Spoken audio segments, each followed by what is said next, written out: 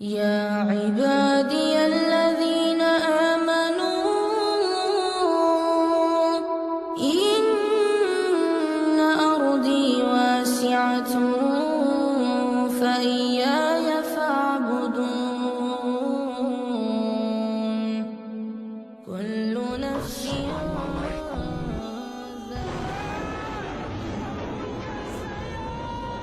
لا بالله وبعد.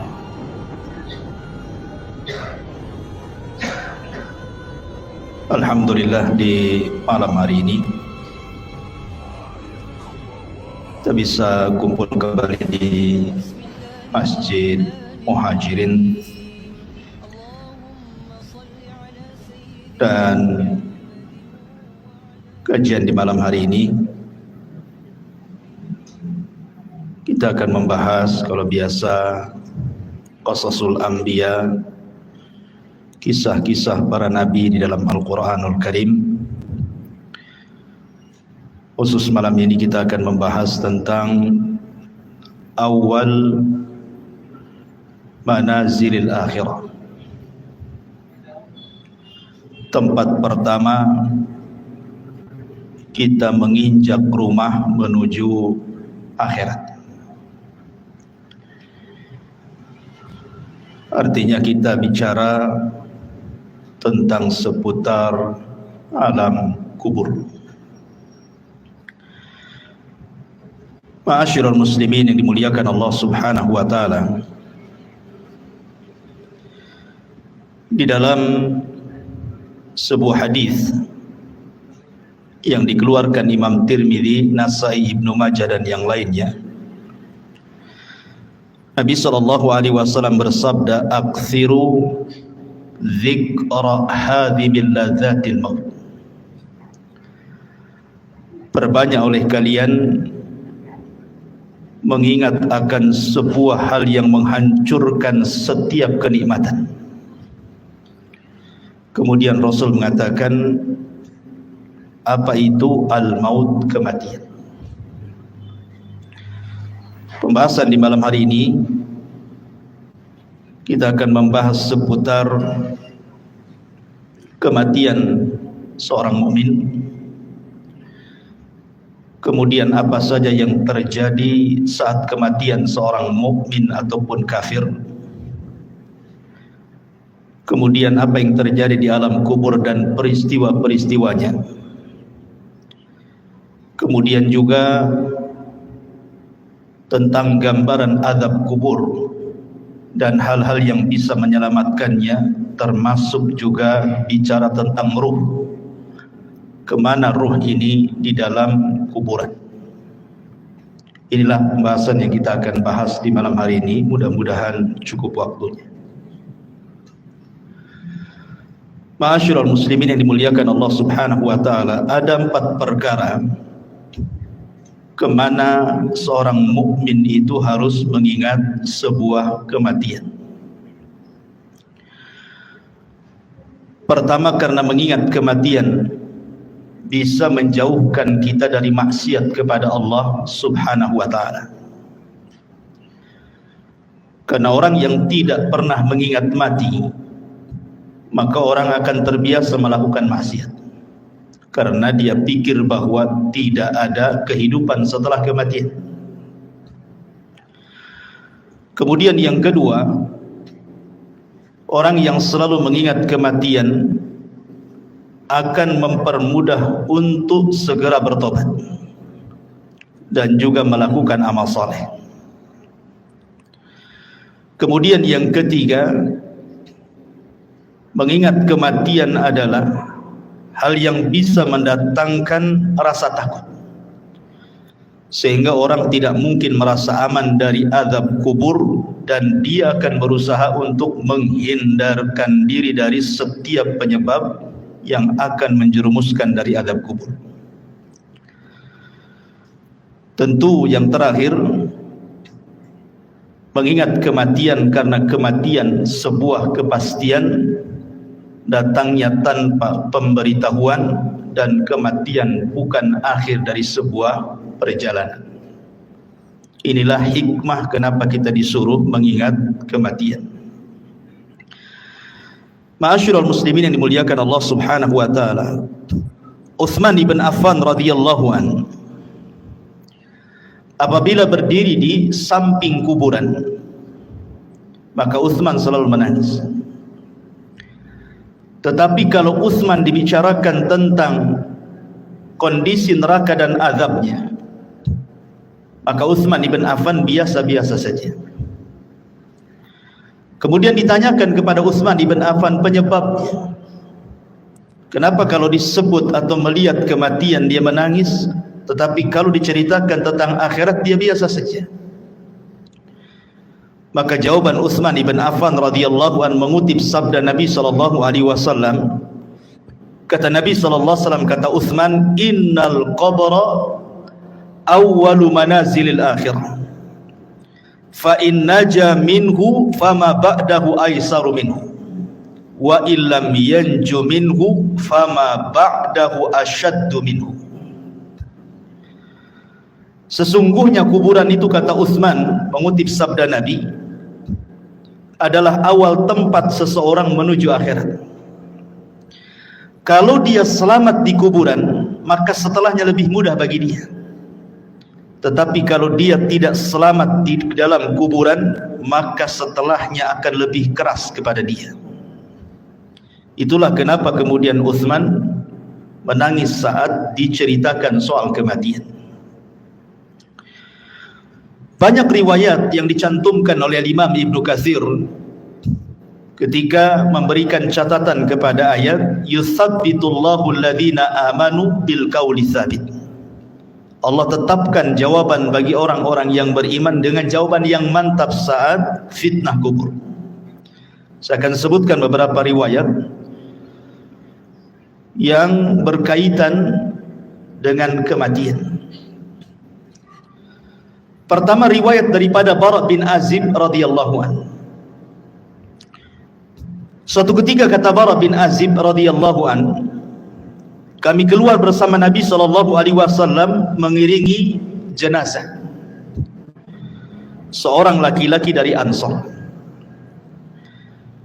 Maka ketika galian kubur itu sudah digali dan belum sampai kepada lahatnya, maksudnya lubang kedua dalam kuburan disebut lahat namanya, maka Nabi SAW kemudian duduk dan kami pun duduk, kata Bara ibn Azib radhiyallahu anhu. Kemudian kata Nabi SAW, "Ista'idzu billahi min adzabil qabr." Mintalah perlindungan kepada Allah dari azab kubur. Rasul SAW menyebutnya marrataini aw thalathan, 3 kali. Kemudian Rasul menceritakan tentang ruhnya seorang mukmin. Kata Nabi SAW, "Innal abda al-mu'mina idza kana fi inqita'i minad dunya wa iqbali minal akhirati nazala ilaihi malakun minas sama bidul wujuh ka'anna wujuhahumus syamsu." Apabila seorang hamba mukmin, kata Rasul,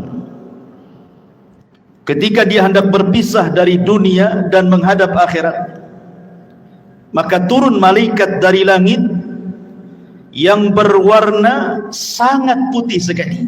Wajah-wajah malaikat ini sangat putih.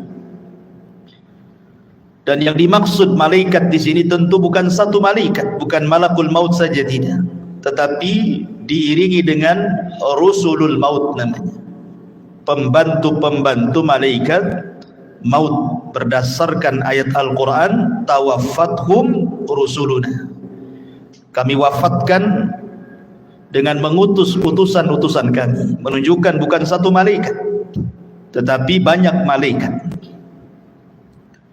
Tentu banyaknya malaikat ini berdasarkan tugas masing-masing. Malaikat maut itu kan hanya mencabut nyawa saja. Selepas itu kemudian diserahkan kepada malaikat rahmat kalau dia seorang mukmin, atau kepada malaikat azab kalau dia orang kafir atau orang fasik. Lah tentu kondisi seperti ini, ikhwan, tidak ada yang tahu kecuali orang yang meninggal. Orang-orang yang menyaksikan di sekitarnya, orang yang sedang nazah itu, tidak ada yang tahu bahwa di situ ada malaikat. Yang tahu hanyalah orang yang sedang nazah saja. Karena sebagian para ulama ketika menjelaskan apakah orang yang meninggal dunia itu mampu melihat malaikat, sebagian ulama mengatakan ya, mereka akan melihat malakul maut. Dan juga mereka akan diperlihatkan catatannya, walaupun hanya sekilas pandang saja. Catatan selama hidup dia itu, dia akan diperlihatkan sekilas saja. Dan itulah kondisi-kondisi menakutkan, sehingga kenapa Rasul mengatakan saat orang seperti ini tidak boleh mengatakan kecuali kebaikan. Dan inilah doa yang paling mustajab bagi orang-orang yang hidup di sekitarnya. Minta kepada Allah agar orang ini dimudahkan kematiannya. Lah setelah itu kemudian kata Nabi SAW, ma'ahum kafanun min akfanil jannati wa hanutun min hanutil jannah. Pembantu-pembantu malaikat maut ini, sebagian mereka membawa kain kafan dari sorga dan juga minyak wangi dari sorga. Hatta yajlisu minhu madal basar, sampai kemudian mereka duduk sejauh mata memandang. Ma'asyiral muslimin yang dimuliakan Allah Subhanahu wa taala, para ulama mengatakan bahwa ketika Allah Subhanahu wa taala mengirim para malaikat untuk mencabut nyawa dan juga menyediakan peralatan-peralatan fardu kifayah seperti kain kafan dan juga wewangian, kalau dia ruhnya seorang mukmin maka akan diutus malaikat yang indah sekali dalam rangka ikraman, memuliakan jasad yang akan dicabut ruhnya itu. Jadi yang diutus itu betul-betul malaikat, bukan malaikat yang menyeramkan, tidak. Makanya Rasul mengatakan bidul wujuh, wajah mereka sangat bercahaya. Kemudian juga a'wanul malakal maut ini, pembantu-pembantu malaikat maut ini, mereka ditugaskan sebagian mereka untuk membisikkan di telinganya. Apa bisikannya? Alla takhafu wa la tahzanu wa abshiru bil jannati allati kuntum tu'adun. Kamu jangan takut, kamu jangan khawatir, karena Allah sudah janjikan kepadamu surga yang akan menantimu. Artinya bahwa kematian seorang mukmin itu sangat indah sekali, sangat indah, dan itulah yang dikehendaki seorang mukmin. Makanya di zaman Nabi SAW ketika ada jenazah yang lewat, kata Nabi SAW, yastarih mustarih wa mustarahu minhu. Mustarih wa mustarahu minhu. Sahabat mengatakan, apa yang dimaksud mustarih dan apa yang dimaksud mustarah minhu ya Rasulullah? Kemudian Rasul menjelaskan, kalau dia hamba yang mukmin maka dia mustarih, artinya dia menuju peristirahatannya. Dia meninggalkan keperitan dunianya, dia meninggalkan kesusahan dunianya, dan itulah yang dikehendaki seorang mukmin. Karena di dunia ini kan lelah kita hidup ini, ikhwan. Banyak masalah, banyak ujian, banyak cobaan. Apabila kemudian dia meninggalkan dunia, artinya dia meninggalkan kelelahan itu. Itu kalau seorang mukmin. Tetapi kata Nabi SAW, kalau dia orang fajir, orang jahat, mustarah minhu. Apa mustarah minhu? Maksudnya bukan dia yang beristirahat, tetapi orang lain beristirahat dari dia.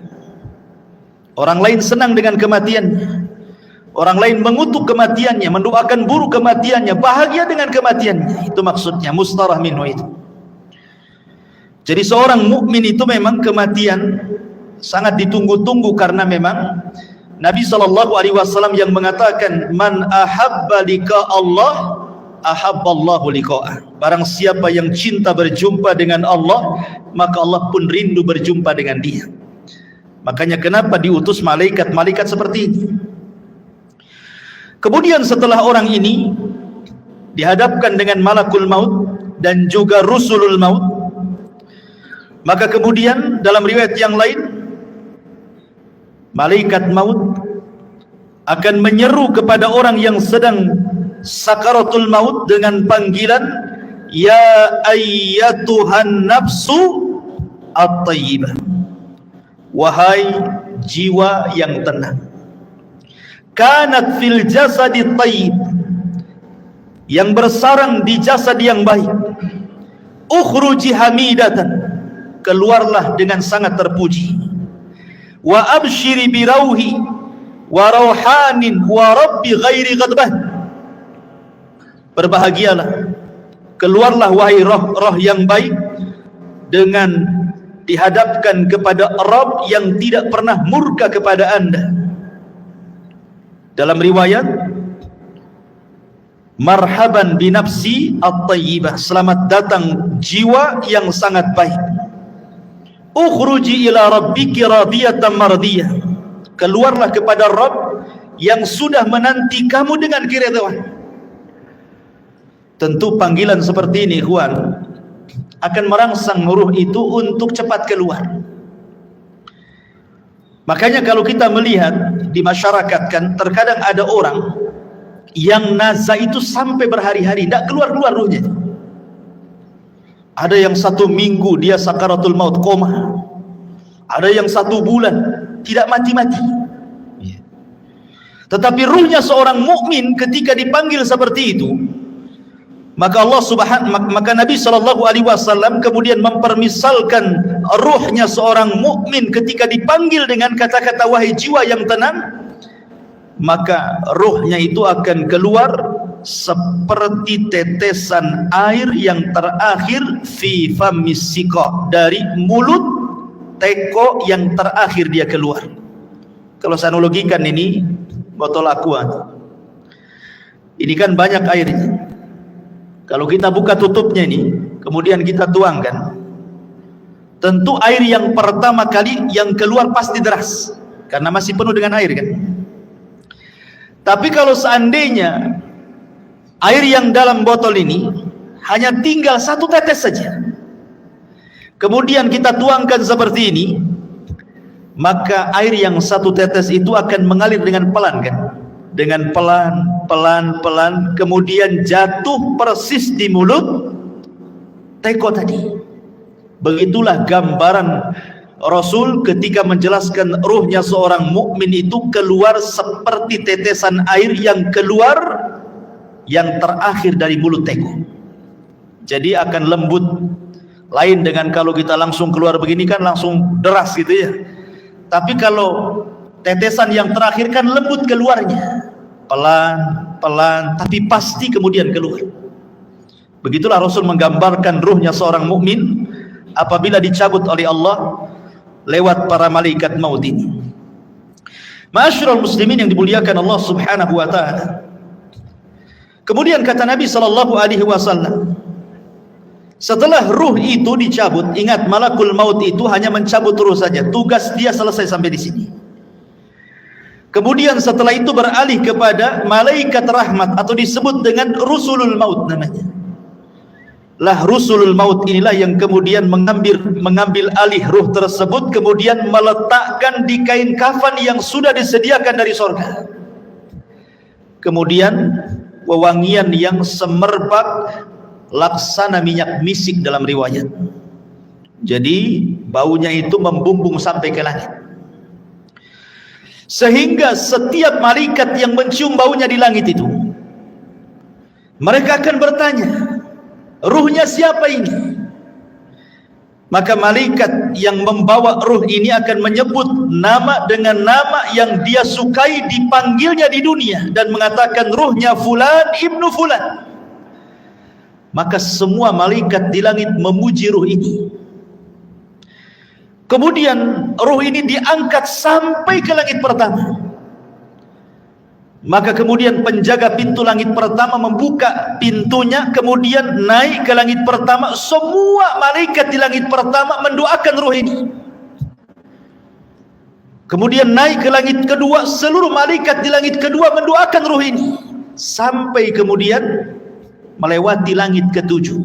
Tidak dijelaskan sampai di mana ruh ini dinaikkan ke langit. Yang jelas dia melewati langit ketujuh. Wallahu alam sampai di mana, karena riwayatnya tidak dijelaskan. Kemudian setelah itu Allah berjumpa dengan ruh ini. Kemudian Allah Subhanahu wa taala katakan kepada malaikat yang membawa ruh ini, kembalikan ruhnya ke dalam jasadnya dengan baik. Catatannya, angkat, letakkan di tempat yang paling tinggi yang disebut dengan Illiyin. Illiyin itu tempat yang paling tinggi yang ada di sorga. Letakkan catatannya di situ. Kemudian ruhnya kembalikan ke dalam jasadnya. Maka kemudian ruh itu ke dalam jasadnya dikembalikan. Lah saat seperti ini, ketika ruh ini diterbangkan ke langit, disitulah manusia sedang memandikan jenazah ini, kemudian mengkafani jenazah ini, kemudian menyolati jenazah ini, kemudian mendoakan jenazah ini, sampai kemudian ke dalam kubur, kemudian meletakkan di liang lahat, kemudian dipendam kuburannya. Jadi saat proses fardu kifayah itulah ruh naik ke langit. Jadi manusia sedang sibuk memandikan, mengkafankan, menyolatkan, menguburkan, maka ruh punya kesibukan sendiri karena dia sedang menghadap Allah Subhanahu wa ta'ala. Lah kemudian ketika selesai sudah penguburan, barulah kemudian ruh itu dihantar kembali ke dalam kuburnya. Lah ketika ruh dengan jasad ini kemudian kembali, disitulah orang yang ada di kubur ini sempat mendengar pembicaraan orang-orang yang di atas kuburan, termasuk suara terompahnya, suara sendalnya, dia mendengarnya. Termasuk apa yang dibicarakan di atas itu dia sempat mendengarnya. Apakah dia sedang menangis, apakah sedang mencela, ataukah sedang memuji, ataukah sedang berbicara tentang hal-hal tentang dia, dia semua dengar. Dan itu berdasarkan riwayat Umar bin Khattab radhiyallahu an pernah bercerita ketika Nabi SAW selesai perang Badar. Kemudian pemimpin Quraisy itu semua mati di perang Badar dan dimasukkan ke dalam sumur yang tidak berpenghuni, yang disebut dengan Qalibu Badri. Kemudian Nabi SAW 3 hari menetap di Badar setelah kemenangannya, mulai dari tanggal 17 Ramadan sampai tanggal 20 Ramadan.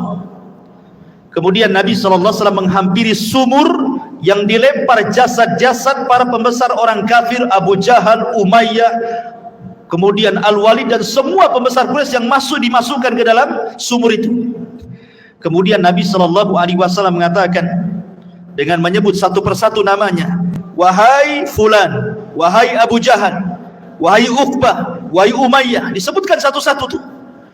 Kemudian Rasul mengatakan, hal wajadtum ma wa'adakum haqqa laqad wajadna ma wa'adana rabbuna haqqa, kata Rasul.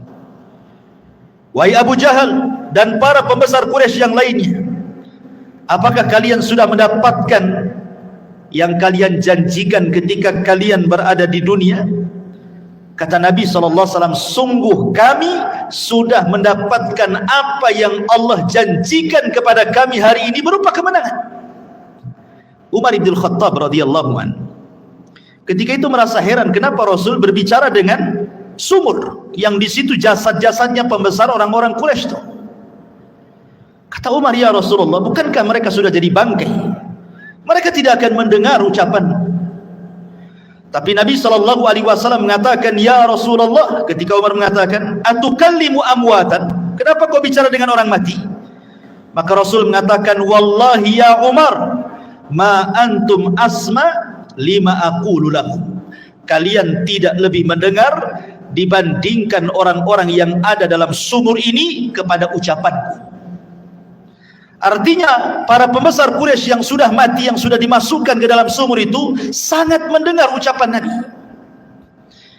Dari sini istinbat para ulama bahwa apabila orang masuk ke dalam kuburan, maka dia mendengar saat itu apapun yang dibicarakan orang di atas kuburan itu. Makanya pentingnya kita ini menjadi orang baik.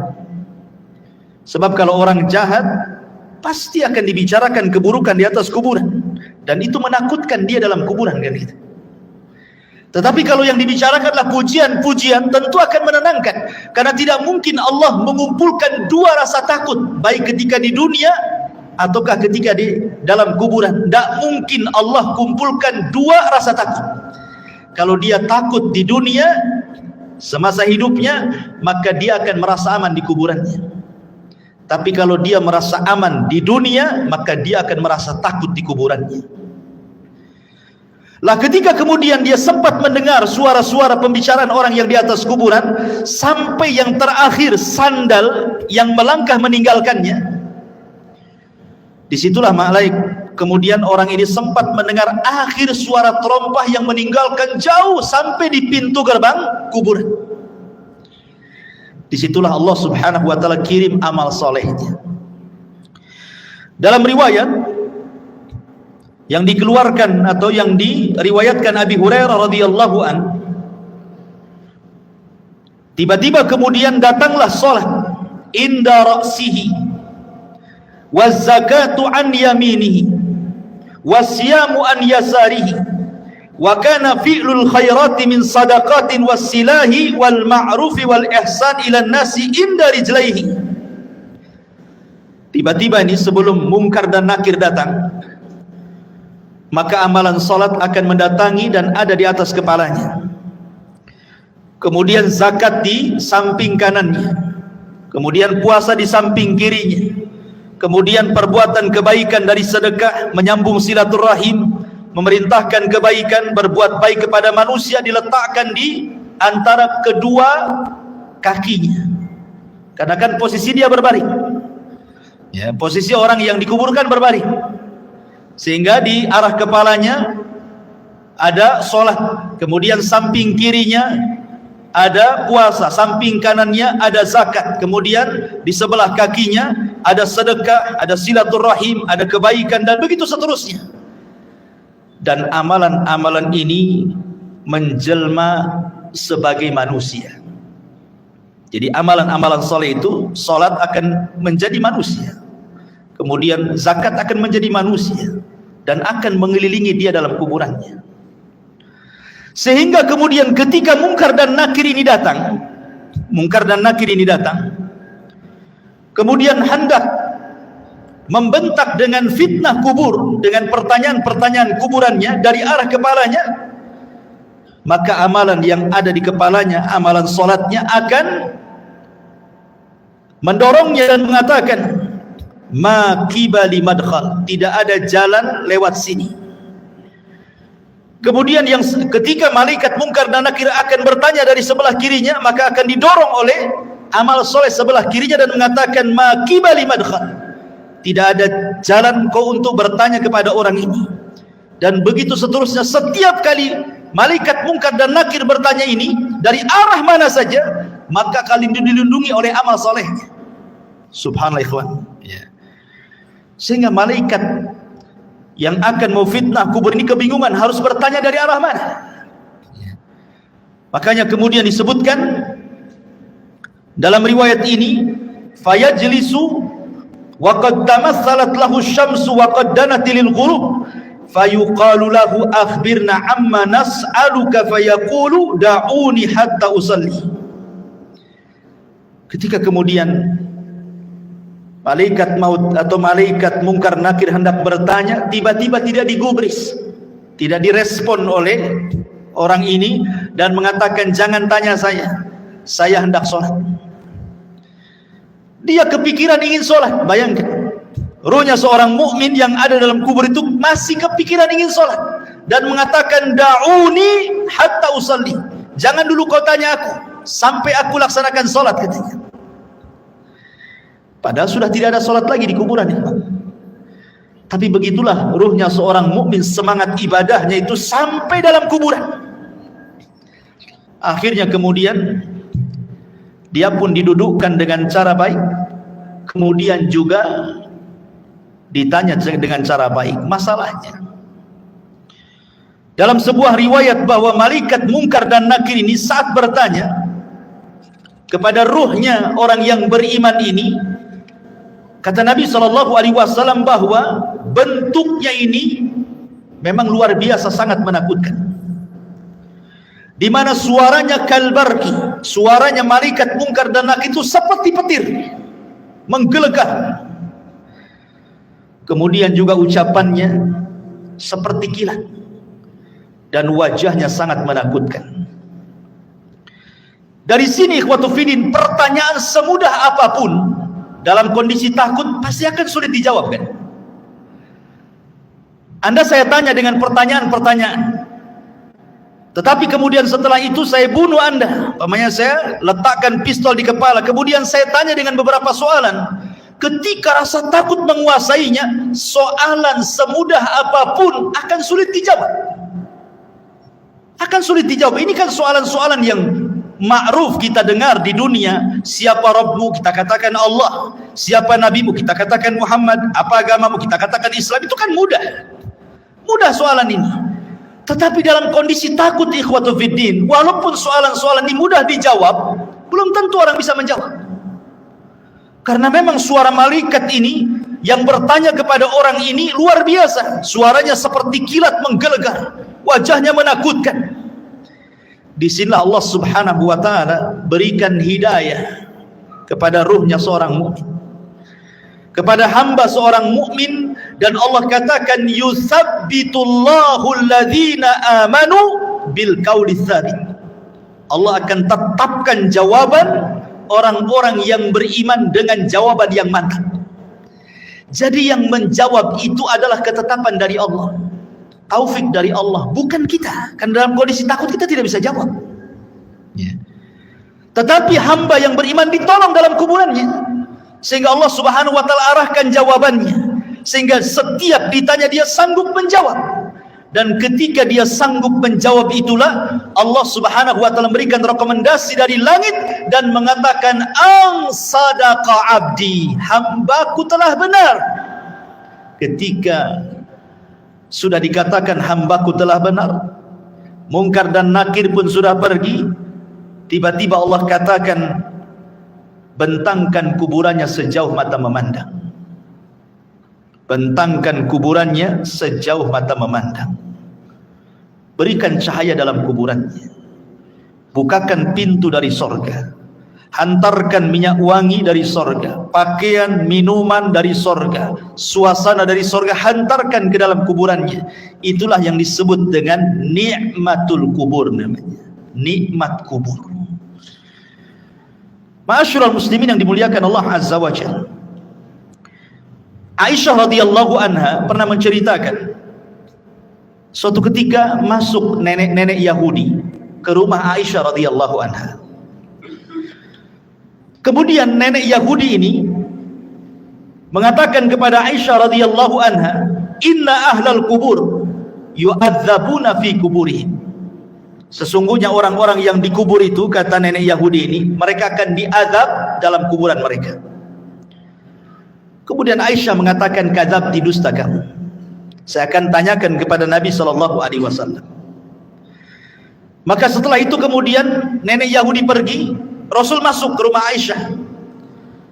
Kemudian Aisyah menceritakan, ya Rasulullah, tadi ada nenek Yahudi mengatakan bahwa sesungguhnya orang yang ada di kubur itu akan diazab. Apa pendapatmu? Kata Rasulullah SAW, kadzabat, dia sudah berdusta. Tiba-tiba kemudian wahyu turun, memberitahu dan membenarkan ucapan orang Yahudi atau nenek Yahudi itu. Kemudian kata Nabi SAW, ya. Kemudian Rasul mengatakan, inna hadhil ummah tubtala fi kuburihim. Telah benar ucapan nenek Yahudi itu, karena setiap umat itu akan diuji dalam kuburannya. Maksudnya akan diuji dalam kuburannya, akan diberikan fitnah yang sangat menakutkan. Disinilah Nabi SAW mengatakan bahwa kuburan itu awal tempat seseorang menuju akhirat. Lihat, bayangkan fitnah kubur ini kan menyeramkan ikhwan, di mana suara malaikat menggelegar seperti petir, kemudian lisannya seperti kilat, wajahnya menakutkan. Apakah kita sanggup melewati fitnah kubur ini? Makanya saking dahsyatnya fitnah kubur ini, sampai-sampai Nabi SAW memberikan irsyad kepada kita, setiap kita sholat sebelum salam, kita berlindung dari azab kubur. Apa kata Nabi SAW? Allahumma inni a'udzubika min adzabi jahannam wa min adzabil qabri. Tidak cukup wa min adzabil qabri, wa min fitnatil mahya wal mamat.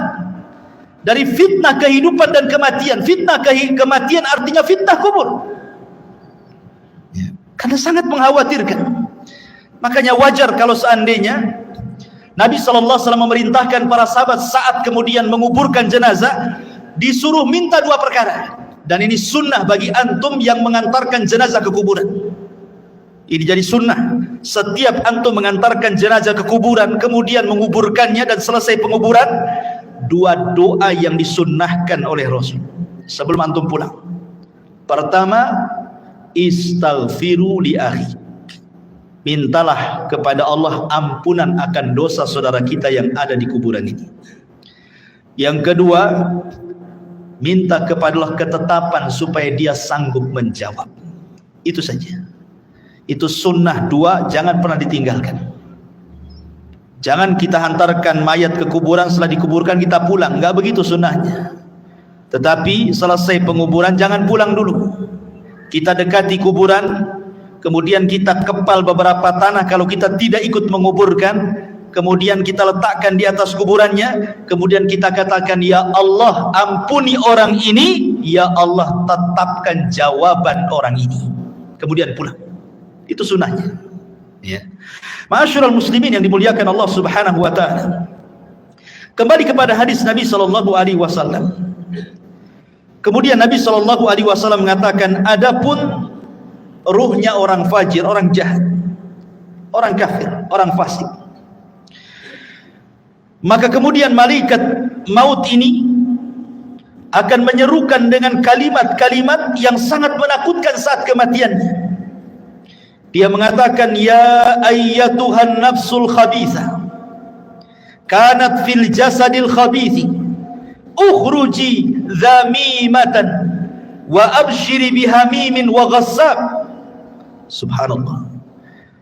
Malaikat maut mengatakan, wahai ruh yang jahat, yang hinggap di jasad yang jelek, keluarlah secara tercela dan habarkanlah dengan neraka yang menyala-nyala dan juga dengan nanah penduduk neraka.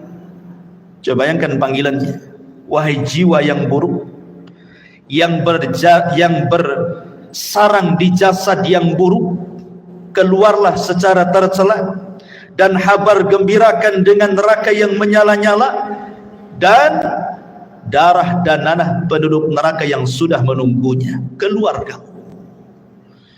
Ini panggilan menyeramkan, ikhwan. Makanya kenapa kemudian ruhnya orang-orang yang tidak beriman itu tidak mau keluar, sehingga terkadang nazak berhari-hari, berminggu-minggu, berbulan-bulan tidak mau keluar dia tersiksa itu dengan ruh yang ada dalam badannya. Sampai-sampai Nabi SAW ke pisau yang berbentuk bengkok, mungkin bahasa kitanya seperti cerulit, ya. Ada pisau berbentuk bengkok seperti ini, kemudian dihadapkan dengan kambing wol, dihadapkan dengan kambing wol yang belum dicukur itu. Lihat kambing wol itu kan banyak tuh rambutnya tuh, kalau belum dicukur itu ya. Kemudian pisaunya dimasukkan. Otomatis ketika pisau dimasukkan ke dalam kambing wol itu, otomatis akan terkait-kait dengan bulu-bulunya. Setelah terkait-kait dengan bulu kambing wol itu, kemudian disiram. Anda bisa bayangkan, akhirnya kemudian makin lengket dengan pisau itu. Kemudian setelah lengket dengan pisau, kemudian kata Nabi SAW, pisau itu kemudian ditarik dengan cara paksa. Kira-kira apa yang terjadi? Akan merontokkan setiap bulu-bulu kambing wol itu.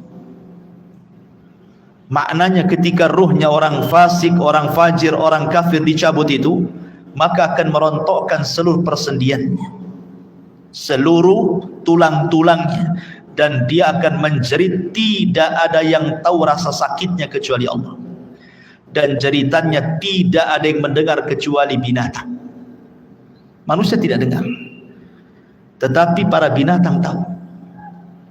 Dan tidak ada yang bisa merasakan rasa sakit seperti itu kecuali Allah yang tahu rasa sakitnya.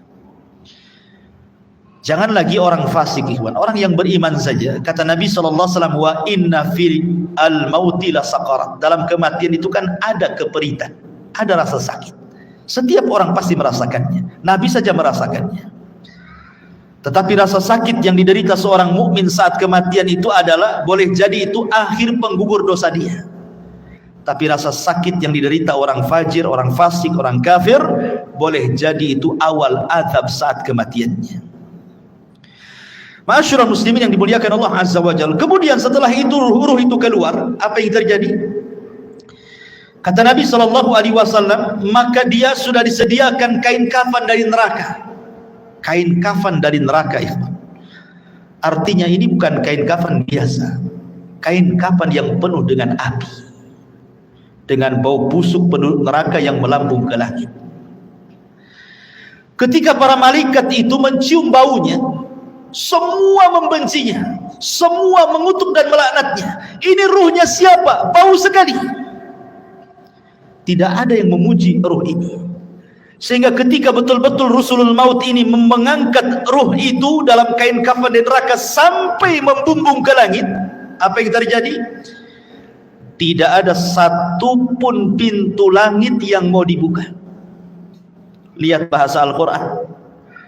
Allah Subhanahu wa taala mengatakan dalam surah Al-A'raf ayat 40, la tufattahu lahum abwabus sama wa la yadkhuluna al-jannah hatta yalijal jamalu fi sammil khiyat. Pintu-pintu langit tidak ada yang dibuka, satu pun. Bahkan mereka tidak akan masuk ke dalam sorga sampai ada cerita unta masuk ke lubang jarum. Bagaimana mungkin unta yang sangat besar masuk ke lubang jarum? Lubang jarum itu kecil, unta itu besar. Artinya bahwa selubang jarum pun pintu langit itu tidak akan dibuka. Dan dia tidak akan menembus walaupun hanya langit pertama. Kemudian setelah itu Allah Subhanahu wa taala hanya berfirman kepada ruh yang jelek ini dan mengatakan, letakkan catatannya fi sijin. Sijin ini tempat di bawah dasar bumi. Kenapa tidak diletakkan di lapisan bumi pertama, kedua, ketiga sampai ketujuh? Sebagian ulama mengatakan bumi menolak catatan amalnya. Bumi saja menolak. Di mana lapisan bumi pertama menolak untuk diletakkan catatannya, kemudian turun lagi ke lapisan kedua menolak juga, lapisan ketiga menolak juga, sampai lapisan bumi yang terakhir menolak juga. Ketika kemudian ditolak, akhirnya diletakkan di mana catatan itu? Di sijin, ya, di dasar bumi yang paling dalam. La haula wala quwata illa billah. Kemudian kata Allah Subhanahu wa taala dalam Al-Qur'an, "Wa man yusyrik billahi faka'annama kharra minas sama' fatakhtafuhu at-tayru aw tahwi bihi ar-rih fi makanin sakhih." Maka ruhnya akan dijatuhkan, tidak dihantar malaikat, sehingga ruh itu seperti terbang yang disambar burung ataupun dihempaskan dengan angin, sehingga ketika ruh ini kembali ke dalam jasadnya seperti orang yang jatuh dari ketinggian. Begitulah rasanya. Anda bisa bayangkan, Anda jatuh dari atas ketinggian 20-30 meter saja, rasanya luar biasa sakit. Itulah yang akan dirasakan oleh ruhnya orang jahat ketika dilempar dari langit kemudian menyatu lagi dengan jasadnya. Apa yang terjadi ketika itu? Kalau dia memang amalan solehnya mungkin kurang, dia sholat tapi mungkin jarang-jarang, atau mungkin sholatnya asal-asalan, datang itu amalan-amalan sholat dia, atau mungkin amalan-amalan yang lainnya, tetapi sosoknya menjadi orang lemah, tidak bisa kemudian menolak malaikat mungkar dan nakir yang akan menghajar dengan pertanyaannya. Tidak sanggup menolak. Lain kalau dia seorang yang beriman, maka amal solehnya akan menolak dia, ya, sehingga akan sulit kemudian mungkar dan nakir mendekatinya. Tetapi kalau dia amal solehnya mungkin ringan saja, dia sholat kadang tidak, dia akan datang amal-amal yang lainnya, tetapi tidak bisa melindunginya. Sehingga dengan mudah Munkar dan Nakir itu dalam kondisi sudul wujuh, kata Rasul, sangat buruk sekali wajahnya, hitam kelam. Kemudian membentak dengan suara petir, dengan suara kilat, menakutkan, sehingga ketika ditanya, man rabbuk, siapa Rabbmu, wa ma nabiyuk, siapa nabimu, wa ma dinuk, apa agamamu, pertanyaan ini ringan, tapi karena ketakutan yang bersangatan, dia pun tidak bisa menjawab dan mengatakan, wallahi la adri aqulu kama qala an-nas wa fa'altu kama fa'ala an-nas. Aku tidak tahu.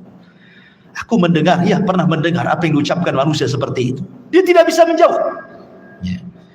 Ketika dia tidak bisa menjawab berkali-kali apa yang terjadi, maka Allah Subhanahu wa taala akan mengirim penyeru dari langit dan mengatakan, an kadzaba abdi, hambaku telah berdusta. Subhanallah. Disebutkan dalam riwayat, summa yuqayyadu lahu a'ma, asam, akma, abka. Didatangkan kepadanya orang yang buta, orang yang tuli, orang yang bisu, wa fiyadihi mirzabatun, di tangannya ada gada yang sangat besar, lau dzuriba biha jabalun lakana turaba. Kalau palu itu dipukulkan di bukit atau gunung itu hancur jadi tanah. Dan itu dipukulkan setiap kali dia tidak bisa menjawab. Tidak bisa menjawab, dipukul. Tidak bisa menjawab, dipukul. Yang kalau dipukulkan, lau dzuriba biha jabalun, kata Rasul, kalau pukulan itu diletakkan di gunung batu, lakana turaba, gunung itu akan menjadi turab, tanah, hancur berantakan. Bagaimana kalau dipukulkan kepada manusia? Mengerikan, ikhwatu fiddin yang dimuliakan Allah Azza wa Jalla. Maka ketika itu kemudian Allah Subhanahu wa taala katakan, sempitkan kuburannya sesempit-sempitnya. Kemudian bukakan pintu neraka kepadanya. Hantarkan hembusan-hembusan panah dari neraka ke dalam kuburannya. Kemudian dia pun mendapatkan azab kubur yang nanti saya akan jelaskan seperti apa azabnya. Tapi kita kembali kepada pembahasan awal, ruhnya seorang mukmin. Ma'asyiral muslimin yang dimuliakan Allah Azza wa Jalla, ketika ruhnya seorang mukmin sudah selesai dari fitnah kubur, maka Nabi sallallahu alaihi wasallam menjelaskan, fayuqalu lahu unzur ila maq'adika minan nar. Tiba-tiba ketika dia sedang duduk selesai dari fitnah kubur, tiba-tiba dibentangkan di sebelah kirinya gambaran neraka yang sedang menyala-nyala, diperlihatkan neraka. Kemudian dikatakan, unzur, lihatlah, ila maq'adika minan nar, tempatmu di neraka itu. Kemudian qad abdalakallahu bihi maq'adan minal jannah, tapi tenang, tempatmu bukan di sana. Kemudian sebelah kanannya digambarkan gambaran sorga dan dikatakan tempatmu di sini. Dalam riwayat, maka kemudian malaikat ini mengatakan, lihatlah tempat dudukmu di neraka, in asaita, kalau engkau bermaksiat, itulah tempat dudukmu. Tapi karena engkau yang beriman, maka tempat dudukmu bukan di sana. Kemudian tempat dudukmu di sini. Ketika dia melihat bagaimana sorga dengan gambaran keindahannya diperlihatkan itu dalam kuburan itu, apa yang terjadi? Maka dia langsung berteriak dan mengatakan, ya Rabb, aqimis sa'ah, ya Rabb, tegakkan kiamat, supaya aku bisa kembali ke istana dan keluarga. Tetapi Allah Subhanahu wa taala mengatakan, belum, kiamat masih panjang. Dalam riwayat yang lain, nim naumatal arush, sebaiknya kau tidur seperti tidurnya pengantin baru. Sehingga ketika dia terbangun, seolah-olah dia tidur zuhur dan bangun asar, kiamat sudah dibangkitkan. Artinya kehidupan kuburan tidak akan terasa walaupun zaman berlalu. Anggaplah mungkin zaman dulu, zaman Nuh, orang-orang yang beriman itu meninggal dunia, sampai hari ini kan kiamat belum dikiamat-kiamatkan. Bagaimana kehidupan mereka? Rupanya mereka ditidurkan oleh Allah di atas kenikmatan yang disebut dengan nikmat kubur, karena ruh mereka diberikan nikmat oleh Allah. Nanti ada pembahasan kemana ruhnya orang yang beriman dalam kuburan ini. Tapi jasadnya dikuburkan, ya. Mereka tidak akan merasakan, sehingga ketika kiamat dibangkitkan baru dia tertidur. Terbangun dari tidurnya seolah-olah hanya setengah hari saja, mulai zuhur sampai asar dia tidur, kemudian dia terbangun. Rupanya Israfil sudah menyiapkan sangkakalanya untuk meniup sangkakala pertama kiamat, kehancuran alam semesta pertama dibangkitkan. Ma'asyiral muslimin yang dimuliakan Allah Subhanahu wa taala. Kemudian setelah kemudian orang yang beriman mendapatkan nikmat kubur, dan orang-orang fajir dan fasik mendapatkan azab kubur, di sana ada peristiwa yang tidak mungkin orang lepas. Apakah dia mukmin, apakah dia kafir, apakah dia fasik, apakah dia fajir, apakah dia sahabat Nabi ataukah bukan sahabat Nabi, ada peristiwa yang tidak bisa lepas dari manusia. Apa itu? Himpitan kuburan. Semua manusia akan dihimpit dalam kuburnya, tidak akan selamat. Mau bayi sekalipun yang belum punya dosa tetap akan dapat himpitan kuburan. Bahkan sahabat Nabi sekelas Sa'ad ibn Mu'adz, yang satu kabilah Aus masuk Islam karena dia. Kemudian saat kematiannya 70.000 malaikat tidak pernah turun dari langit, turun pula ke bumi untuk ikut memandikan jenazahnya.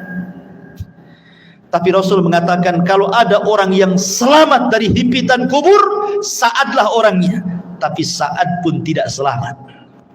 Bayangkan, himpitan kubur tidak akan menyelamatkan siapapun, mau sahabat Nabi atau bukan sahabat Nabi, mau orang yang beriman atau orang kafir, semua akan merasakan himpitan kuburan ini.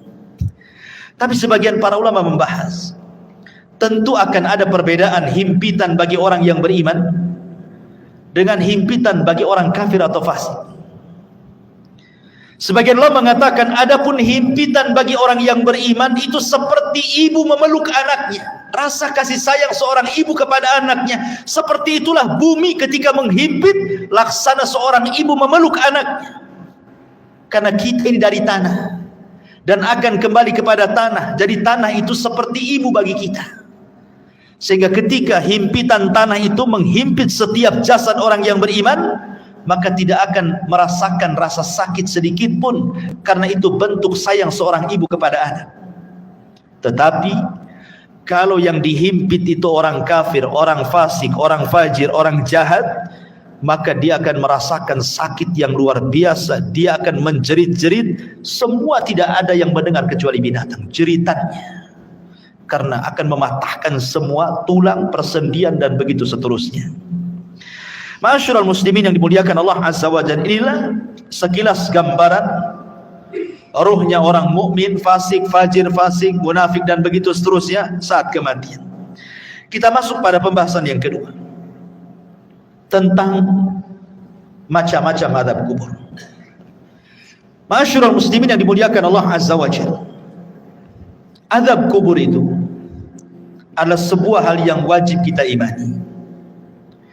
Syekhul Islam Ibn Taimiyah rahimahullahu taala mengatakan, wa qad tawataratil akhbar an Rasulillah sallallahu alaihi wasallam fi thubuti adabil qabri. Habar-habar tentang adab kubur, kata Syekhul Islam Ibn Taimiyah, derajatnya sampai tingkat mutawatir. Jangan sampai diingkari, karena riwayatnya mutawatir. Artinya mutawatir itu banyak sekali riwayatnya. Dan dikatakan oleh Al-Imam Al-Munawi, adzabul qabri haqqun. Azab kubur itu sebuah hak adanya. Dan Imam Ghazali mengatakan, man angkarahu fahuwa mubtadi'un. Siapa yang mengingkari azab kubur, maka dia adalah ahli bid'ah. Dan Imam Suyuti mengatakan, adzabul qabri huwa adzabul barzakhi. Azab kubur adalah azab barzakh. Udhifa ilal qabri li'annahu al-ghalib. Kenapa disebut kubur karena memang umumnya orang dikubur. Tapi sebenarnya ini disebut dengan barzah. Barzah itu artinya penghalang tembok antara kehidupan dunia dengan kuburan. Makanya tidak akan bisa orang itu mengintip kehidupan kuburan. Kenapa? Karena ada barzah, tembok yang menghalangi antara kita dengan mereka. Walaupun Anda pasang CCTV sekalipun, kita letakkan CCTV dalam kuburannya, maka kita tidak akan mampu melihat mungkar, nakir, peristiwa apapun yang ada di kuburannya. Ingat, karena ada barzah tadi. Barzah itu penghalang antara kehidupan kita di atas bumi dengan kehidupan di bawah bumi. Ma'asyiral muslimin yang dimuliakan Allah Subhanahu wa taala. Bicara tentang adab kubur ada 9 poin yang ingin saya jelaskan. Yang pertama, tadi sudah dijelaskan dalam riwayat yang kita sudah lalui penjelasannya. Az-zarbu bimitraqatin min hadidin. Pertama, pukulan dengan palu dari besi yang bisa menghancurkan gunung. Dan itu berdasarkan hadis Anas ibn Malik radhiyallahu anhu yang dikeluarkan Imam Bukhari, di mana disebutkan bahwa fayasihu sayhatan yasmauha man yalihi illa tsaqalaini. Ketika dia dipukul dengan palu itu, tidak ada manusia atau jin yang mendengarnya kecuali makhluk dari selain keduanya. Artinya jin dan manusia tidak bisa mendengar jeritannya. Yang bisa mendengar hanyalah binatang-binatang itu. Binatang mendengar jeritan kita, tetapi manusia dan jin tidak bisa mendengarnya.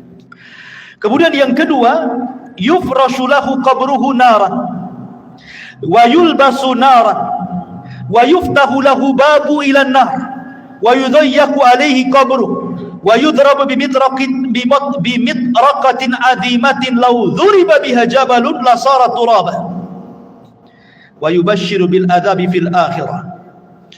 Kemudian yang kedua, azab kubur itu terkadang dalam bentuk dihamparkan tikar dari neraka, dipakaikan pakaian dari neraka, dibukakan pintu dari neraka, disempitkan kuburannya, diletakkan palu yang bisa menghancurkan gunung, dan ditakut-takuti dengan azab akhirat. Bayangkan orang yang di kuburan, sebagian mereka dibentangkan tikar dari neraka, dipakaikan pakaian dari neraka lagi, dibukakan pintu dari neraka lagi, disempitkan lagi kuburannya. Subhanallah. Ini azab kubur yang kedua. Gambaran azab kubur yang kedua bisa dibaca dalam hadis yang dikeluarkan Imam Ahmad, Abi Dawud dari hadis Bara bin Azib. Kemudian yang ketiga, al-khasfu fil ardi. Terkadang dibuat gempa dalam kuburan. Yang merasakan orang yang dikubur saja itu. Kita di atas bumi tidak ada gempa, tapi yang ada di kubur itu merasa digempakan, seolah-olah dia kemudian bumi itu digempa-gempakan, dan dia merasakan seperti itu. Dan ini berdasarkan hadis Ibnu Umar radhiyallahu anhuma yang dikeluarkan Imam Bukhari dan Muslim. Kemudian yang keempat, syakku janibai al-fammi ila qafah. Terkadang datang malaikat yang menakutkan, kemudian membawa cerulit yang sangat tajam, kemudian dimasukkan ke mulutnya, kemudian diiris sampai ke tengkuknya. Jadi tarik, dimasukkan pisau itu ke mulutnya, kemudian ditarik sampai ke tengkuknya. Naudzubillah. Atau terkadang radkhur ra'si bil hijarah.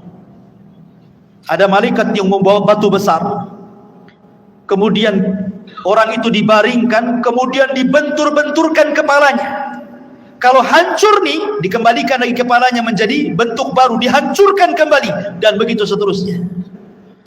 Terkadang al-harqu fi tannuri minan nar, disediakan satu mangkok, satu bejana yang sangat besar, isinya air yang mendidih dari api neraka, kemudian digorengkan di dalamnya.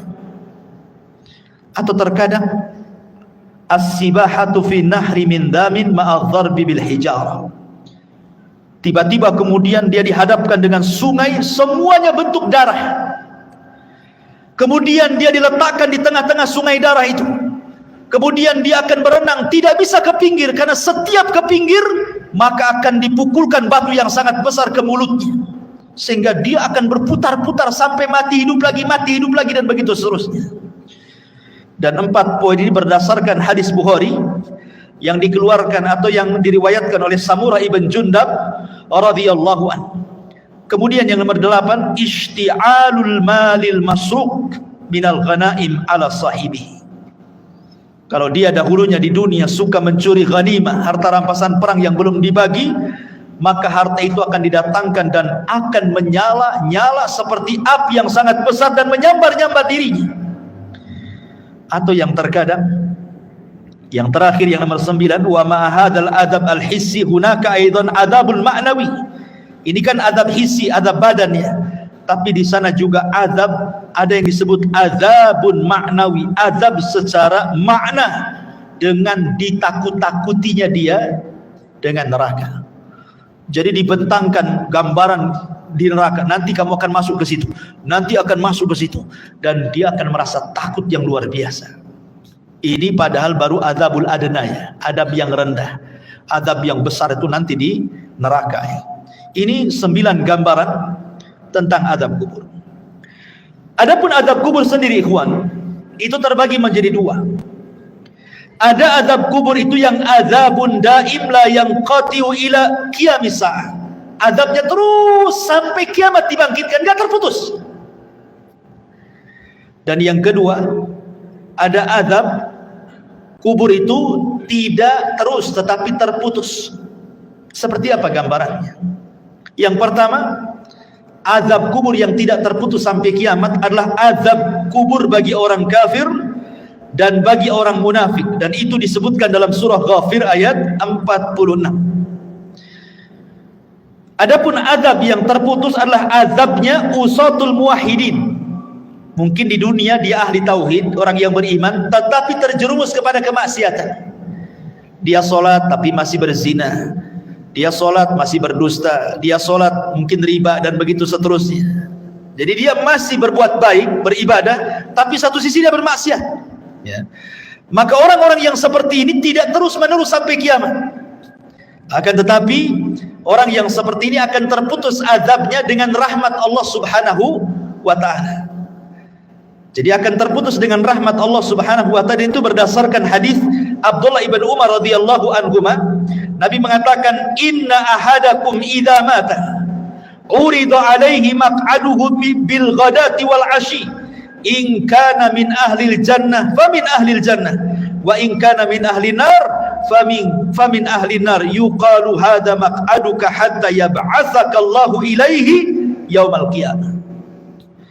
Kata Nabi SAW, sesungguhnya salah seorang di antara kalian apabila mati, maka akan ditampakkan tempat duduknya siang dan malam. Kalau dia termasuk penduduk sorga, maka dia akan menjadi penduduk sorga.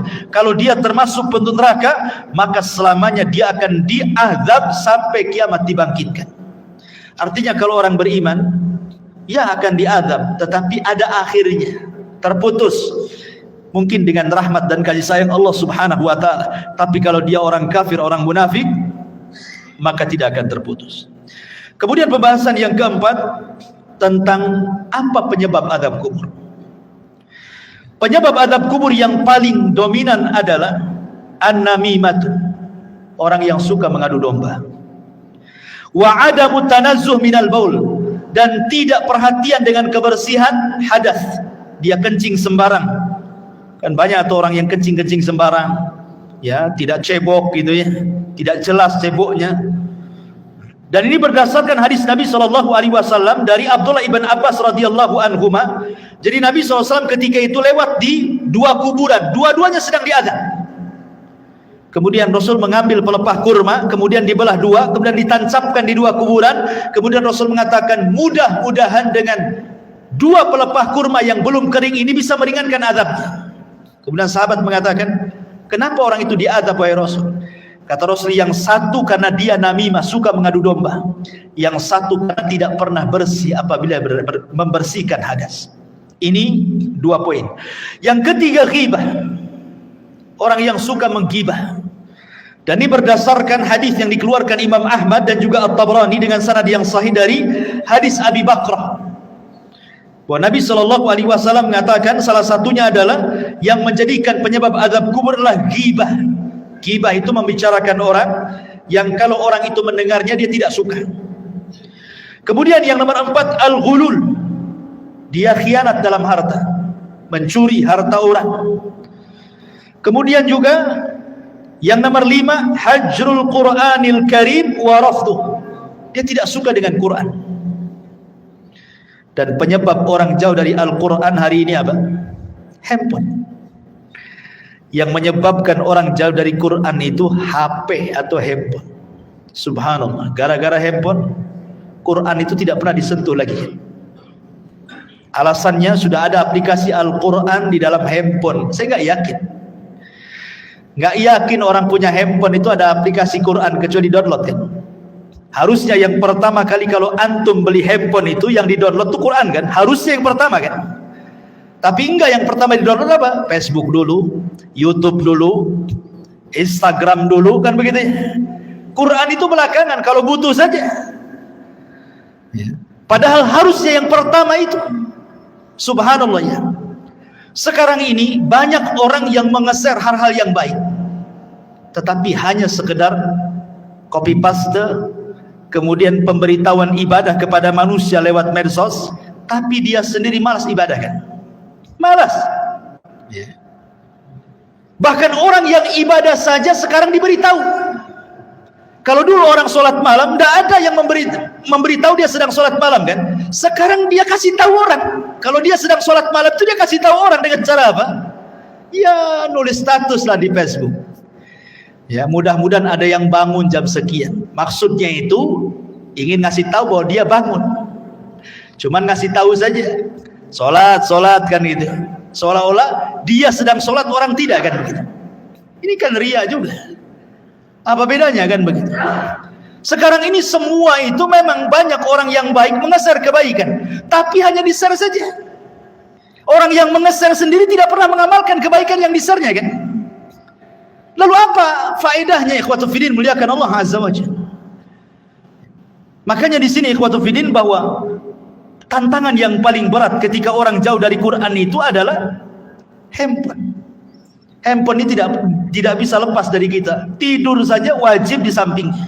Kalau bisa itu sekarang ada power bank itu wajib di sampingnya. Nggak perlu lagi dicopkan, sudah ada di bawah bantal. Bangun saja itu yang dibaca.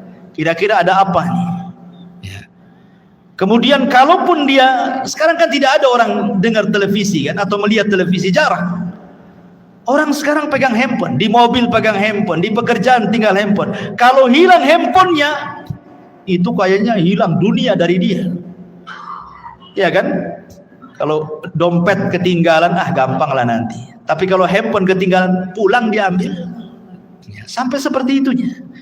Jadi ini salah satunya adalah hajrul Quran, meninggalkan Quran, termasuk juga an-naumu anis salatil maktubah. Orang yang sengaja tidur ketika datang waktu salat. Dan itu berdasarkan riwayat yang dikeluarkan ataupun dari sahabat Samurah ibn Jundab radhiyallahu an, Nabi SAW mengatakan ammal ladzi yuslagu ra'suhu bil hajar fa innahu ya'khudul Qur'an fayarfadhuhu wa yanamu anis salatil maktubah. Jadi ketika Rasul menjelaskan di kuburan itu ada malaikat yang membawa batu, kemudian ada yang terlentang, kemudian dibenturkan kepalanya sampai hancur. Kemudian malaikat ini pergi hendak mencari batu yang lain. Kemudian ketika datang batunya yang baru, rupanya kepalanya sudah kembali menjadi normal. Dibenturkan lagi, kemudian cari batu lagi, dan begitu seterusnya. Kemudian Rasul menjelaskan bahwa adapun kenapa adab orang ini seperti ini, pertama karena dia tidak pernah membaca Quran, yang kedua karena dia tidur saat datang waktu sholat. Nah ini yang keenam. Kemudian yang ketujuh al-kadhib, orang yang suka berdusta. Dan sekarang dusta ini paling mudah dilakukan dengan medsos. Sekali lagi kembali ke medsos, apalagi musim politik. Hati-hati, musim politik ini jangan nge-share asal-asalan, karena terkadang untuk menjatuhkan lawan, terkadang menyebarkan berita hoax. Kita tidak tahu ya. Contoh umpamanya akhir-akhir ini kita mendengar Saudi Arabia mengadakan pesta itu Holy Week, itu apa itu ya, pesta hantu. Hoax, Iwan. Tidak ada itu cerita kayak gitu. Dari mana? Itu hoax yang disebarkan untuk menjelek-jelekan negara sana kan itu. Itu kan sedang membuka festival apa? Ya, ceritanya begitu. Ya, memang dia membuka semacam wahana wisata. Kemudian di situ ada hantu-hantuan. Mungkin ada orang sana yang berpenampilan seperti itu, kemudian disebar seolah-olah Saudi mengadakan acara seperti itu. Ikhwatu fiddin, muliakan Allah Azza wa Jalla. Nah, berita-berita seperti ini kalau kita hanya melihat YouTube saja, seolah benar kan? Ya. Ini berita hoax. Kadang-kadang kita mudah terpancing dengan berita-berita seperti ini. Hanya karena melihat YouTube saja kan? Nah, ini hati-hati. Ya. Kalau kita mungkin hanya sekedar membaca, oke lah. Tapi kalau kemudian sampai mengeser kan sama aja dengan hantu menyebarkan dusta kan? Nah, itu kan hati-hati. Ini penyebab azab kubur terbesar hari ini adalah dusta. Karena orang berdusta paling mudah sekarang. Nulis status share, copy paste share, selesai. Dia tidak sadar bahwa dia sedang berdusta. Kalau dulu berdusta itu paling 1-2 orang yang kena korbannya. Sekarang kita berdusta ini bisa ribuan orang kena korban, ikhwan. Dengan cara melihat itu semua kena dengan berita yang kita share. Nauzubillah. Ya. Dan ini kata Al-Hafidz Ibnu Hajar rahimahullahu taala, wa innama istahaqqa ta'dzib lima yanshau an tilkal kadzbah. Bahwa kata Imam Al-Hafidz Ibnu Hajar rahimahullah mengatakan sesuatu hal yang berhak mendapatkan azab kubur ketika seseorang mudah kemudian menyebarkan berita dusta. Kemudian yang nomor 8 zina berdasarkan hadis Samurah bin Jundab. Kemudian yang nomor 9 aklur riba, memakan dosa riba. Kemudian yang nomor 10 asyirku wal kufru, kesyirikan dan kekufuran, termasuk juga niyahatul mayyit. Niyahatul mayyit itu maksudnya orang yang hidup ketika ada yang meninggal orang yang dicintainya, dia pun meraung-raung, menjerit-jerit seolah-olah menolak takdir Allah. Ya. Seolah-olah menolak takdir Allah. Ini bahaya karena membuat orang yang meninggal itu diazab. Kata Nabi SAW, yu'adzabul mayyitu bibukai ahlihi alihi. Bahwa mayit akan diazab dengan tangisan orang yang hidup kepadanya. Makanya antum wajib, laki-laki yang menggunakan akalnya, kalau ada keluarga yang meninggal, nasihati. Biasanya wanita-wanita yang suka niyahannya, ya, nasihati mereka. Jangan menangis, tabah, sebab dengan tangisan orang hidup itu menjadikan si mayat diazab masalahnya. Nah, ini juga termasuk daripada azab kubur. Dan banyak sekali. Kemudian secara singkat amal-amal yang bisa menyelamatkan dari azab kubur. Pertama, perbanyak baca surah Al-Mulk. Tabarakalladzi biyadihil mulku wa huwa ala kulli syai'in qadir. Perbanyak baca surat Al-Mulk. Kemudian yang kedua, perbanyak amal saleh. Kemudian yang ketiga, berdoalah agar kita diwafatkan di hari Jumat. Berdoa kepada Allah agar kita diwafatkan di hari Jumat dan kita bersabar saat ditimpa sakit. Kalau seandainya kita sabar saat sakit kemudian meninggal, boleh jadi itu husnul khatimah. Karena saat-saat orang sakit itu biasanya setan lebih dekat dibandingkan saat dia sembuh. Ingat, orang sakit itu lebih dekat dengan setan dibandingkan dengan Allah. Karena biasanya kalau orang sakit, ikhwan, apalagi kalau sudah bertahun, itu biasanya mudah putus asa. Terkadang di antara mereka lah sudah lebih mati saja daripada nyusahkan orang hidup, ya. Atau terkadang menolak takdir, kenapa saya terus yang sakit, kenapa kok gak disembuh-sembuhkan, kemudian bayangannya macam-macam, akhirnya malas ibadah, ya. Kemudian juga istiqomah, dan istiqomah ini berat, ya, tetapi inilah yang bisa menyelamatkan dari azab kubur. Kemudian juga al-mautu bimurabitan fi sabilillah, kematian saat menjaga perbatasan saat jihad. Kemudian juga yang paling penting berdoa kepada Allah Subhanahu wa taala dan senantiasa mengamalkan ketakwaan kepada Allah, dan yang paling penting lagi menjauhi sebab-sebab azab kubur yang tadi saya sebutkan tadi, ya, dusta, namimah dan begitu seterusnya. Tapi pembahasan yang terakhir bicara tentang ruh. Kemana ruh saat manusia sudah selesai pertanyaan mungkar dan nakir, artinya selesai fitnah kubur. Berarti masuk ke nikmat dan azab kubur kan itu. Kemana ruh ini saat nikmat ataupun azab kubur? Baik. Ma'asyiral muslimin yang dimuliakan Allah Subhanahu wa taala. Al-Imam Ibnu Qayyim rahimahullahu taala, beliau mengatakan dalam kitabnya Ar-Ruh, pembahasan di mana ruh ini. Pertama kita akan bagi tentang ruh ini. Ruh para nabi. Pertama ruh para nabi. Ruh para nabi tentu berada fi a'lal illiyin, berada di tempat yang paling tinggi yang disebut dengan rafiqil a'la. Karena Nabi SAW ketika meninggal dunia, kemudian malaikat maut mengatakan kepada Nabi dua pilihan, apakah engkau mau hidup terus di dunia dengan kemenangan yang sudah diraih, ataukah mau menyusul teman-temannya di tempat yang paling tinggi di surga?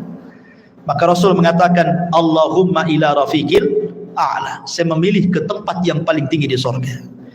Jadi ruhnya para nabi berada di rafiqil a'la. Kemudian yang kedua, arwahus syuhada, ruhnya para syuhada, orang-orang yang mati syahid. Allah Subhanahu wa taala mengatakan dalam surah Al-Imran ayat 169, wala tahsabanna alladziina qutilu fi sabilillahi amwatan bal ahya' inda rabbihim yurzaqun. Jangan kau sangka orang yang mati di jalan Allah itu mati, tidak, mereka hidup. Mereka mendapatkan rizki di sisi Allah Subhanahu wa taala.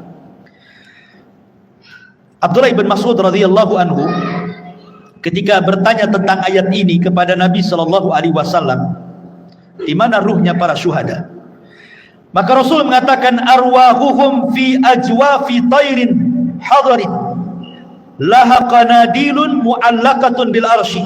Jadi ruhnya para syuhada berada di kendil-kendil, dibawa oleh ketiak burung sorga, kemudian diletakkan digantungkan di arsy Allah Subhanahu wa taala. Jadi ruhnya para syuhada berada di kendil-kendil yang dibawa terbang oleh burung-burung, kemudian digantungkan di bawah arsy. Ini ruhnya para syuhada. Kemudian yang ketiga, arwahul mu'minin salihin, ruhnya orang-orang yang beriman yang saleh. Maka takunu tuyuran ta'alluqus syajaril jannah, maka ruhnya orang-orang yang beriman yang soleh, mereka akan digantungkan di pohon-pohon sorga. Mereka akan digantungkan di pohon-pohon sorga. Adapun yang keempat, arwahul usad, ruhnya orang-orang yang ahli maksiat. Dia orang Islam tapi ahli maksiat, berzina, berdusta, berjudi dan begitu seterusnya. Dia orang Islam tapi usad ahli maksiat. Maka dijelaskan bahwa mereka tetap ditahan dalam kuburannya, karena mereka tidak bisa keluar dari kuburannya dan mereka merasakan adab kubur. Mereka tidak bisa keluar dari kuburan.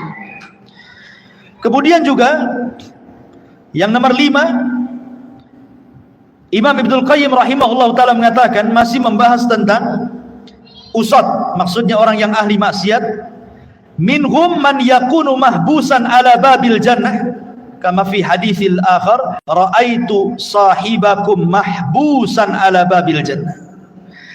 Adapun orang-orang yang beriman, yang ahli maksiat, kemudian maksiatnya sudah selesai diadab. Kan tadi saya katakan bahwa orang yang beriman yang ahli maksiat kan adab kubur tidak terus, tapi terputus karena rahmat Allah Azza wa Jalla. Lah sebagian ruhnya itu diletakkan di halaman pintu sorga. Ya, di halaman pintu sorga kata Imam Ibnu Qayyim rahimahullahu ta'ala. Kemudian yang keenam, ruhnya orang-orang kafir. Tentu ruhnya orang-orang kafir, mereka diadab dan tidak bisa keluar dari kuburan, dan mereka akan bolak-balik masuk neraka. Tetapi sekali lagi ikhwatu fillah muliakan Allah Azza wa Jalla, keterangan para ulama seperti ini tidak bisa kita katakan dengan jazam, dengan tegas, karena soal ruh itu kan tidak ada yang tahu kecuali. Makanya Al-Imam Ibnu Qayyim rahimahullahu taala ketika Al-Imam Ibnu Utsaimin rahimahullahu taala ketika ditanya tentang ruh ini, maka beliau mengatakan ruh itu urusan Allah Subhanahu wa taala, dan ini adalah perkara gaib, kita tidak bisa menetapkan kecuali dengan dalil. Ini kan hanya ijtihad para ulama saja seperti ini. Tetapi hakikatnya ruh di kuburan itu di mana? Wallahu a'lam. Hanya Allah Subhanahu wa taala yang tahu dengan kondisi ruhnya, apakah mereka orang-orang yang beriman ataukah mereka orang-orang kafir. Adapun ada riwayat yang maudhu yang disebutkan oleh sebagian ulama seperti ruhnya orang kafir berada di sumur Barhut, diletakkan di sumur Barhut. Sumur Barhut itu yang ada di Hadrul Maut Yaman. Di situ ada sumur, antum bisa klik saja atau di YouTube sumur Barhut. Itu sumur menakutkan yang ada di Yaman. Ya, sampai hari ini para ilmuwan berusaha meneliti itu. Ya, sumurnya besar. Jadi ada yang mengatakan bahwa orang-orang kafir diletakkan di sumur itu. Ya, adapun ruhnya orang-orang